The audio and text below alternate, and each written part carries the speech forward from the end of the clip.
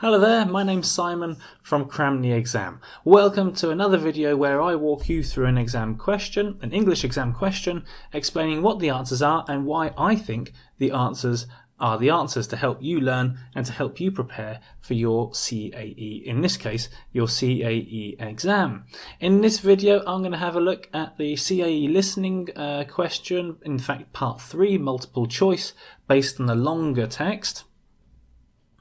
This question you can find on the excellent website engexam.info, as well as a whole load of other resources to help you get ready for your English exam. Of course, you'll find the link to the website and to this exercise in the video description below, so be sure to check out the website when you get the chance.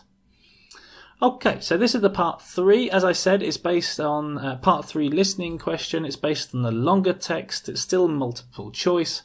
And as always, it's a test of being able to understand the relationship between everyone on the listening, who's who, who's saying what, and listening for key pieces of vocabulary to make sure that you get the correct answer, because we're looking for vocabulary links between the text, the listening, and the questions. To make our lives a little bit easier, I'm having a look at the tape script, which is something I always recommend after you do a listening question, not only to see if you're right or wrong and perhaps understand why, but also to pick up vocabulary which is used in the listening, which you can use in your writing and speaking exams. The level of language which is used is language which you should be able to reproduce at this level. So if you go through the tape script, make a note of any of the expressions used, vocabulary used, and how they're being used, and it will help you develop your English language skills. Okay, so let's go through the questions, find out why the answers are the answers. Now, question number 1 is Sally feels that the main advantage of audiobooks is that they. Now, tricky question, because she has an introductory bit, but in this introductory bit, she doesn't talk about how she feels. She talks about what people, or how people who use audiobooks feel, and the reasons why they might use audiobooks. We only get to see how she feels in her second piece, where she says, yes, of course it is, but I am not sure this will necessarily put children off reading. I don't know. And then she gives her opinion. But the great thing is that they can listen to books which are far too difficult for them to read. So her opinion is about accessibility of, or making books accessible to children or other people who might not have the vocabulary skills to sit down and read those books by themselves. So that links into B, making more books accessible, in this case, to children. So that was kind of a tricky one here. The first bit is designed to throw you off because there's plenty of information there which isn't relevant, but it is there to trap you and to make you choose the wrong answer. Question number 2 says, what does Martin say about the woman who came into his shop? There was this bit about a driving holiday to France, listening to the French radio, and the kids going wild in the back. And then the key bit where he says, then she discovered audiobooks and suddenly the journeys are a joy. What does he mean by this? He means that they are no longer a problem and that they are enjoyable. And that links to A, where the answer is she no longer worries about long journeys, because long journeys are no longer a hassle. They're something which can be enjoyed because of audiobooks. For question number 17, Martin says that in the USA there's a demand for audiobooks because people there, and then you've got the 4 options. Here the key vocabulary is this, and the principal attraction. This directly links to demand. And of course this principal attraction is about audiobooks. So this is a demand for audiobooks. And then he goes on to explain because of the time they spend on the road, places are so much further apart. So we're talking about time on the road because of long distances. And that's exactly why the answer is B. For question number 4, Sally says that authors may record their own books on tape if.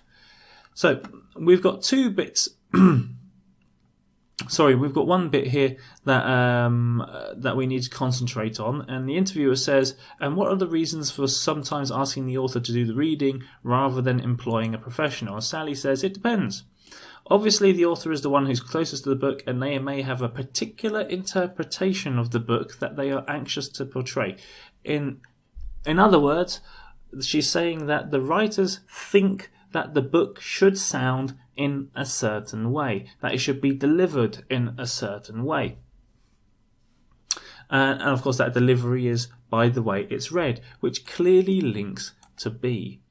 Now there are a number of traps here, because afterwards she says most authors will have already done public readings of their books anyway as part of the public promotional activities at the time of publication.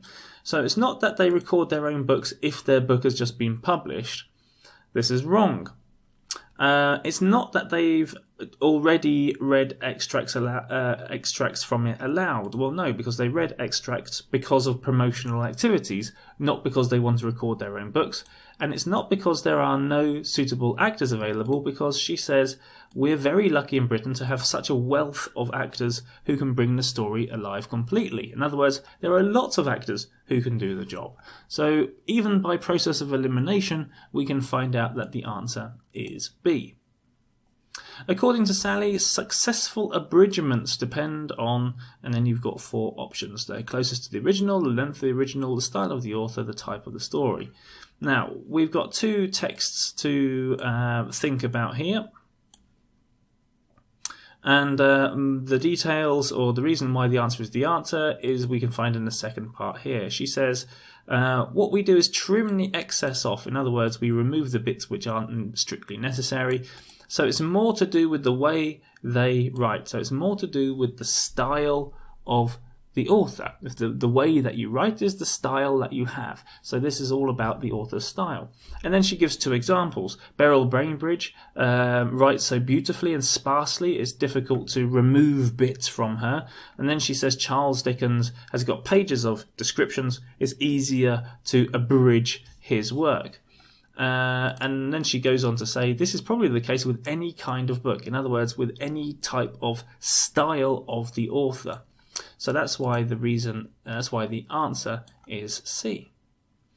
For 20, Martin feels that unabridged versions are better than the abridgments. He doesn't say anything about that, I don't think. Let's have a quick look through. No, we shouldn't forget that many books are not abridged before being taped. I would say that these have now grown to account for about 20% of the audio market. Some people prefer to listen to the whole book. So he doesn't say anything about unabridged versions being better than abridgments. He doesn't say anything about things being too expensive. He says that their product is expensive, but not that unabridged versions themselves can be expensive. Unabridged versions can contain too much detail. Does he say anything about that? I don't think so. I can't see anything.